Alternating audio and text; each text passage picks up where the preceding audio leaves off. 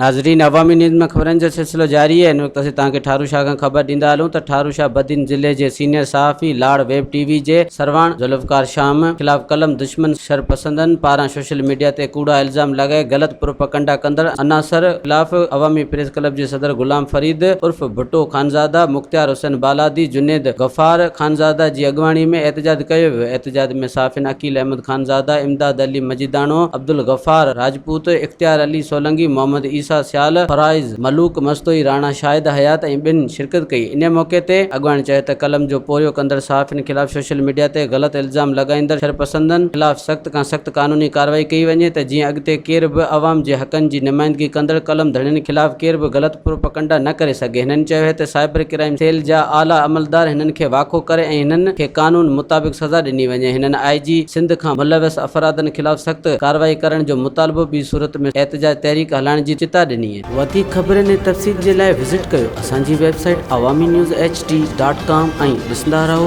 Awami news HD।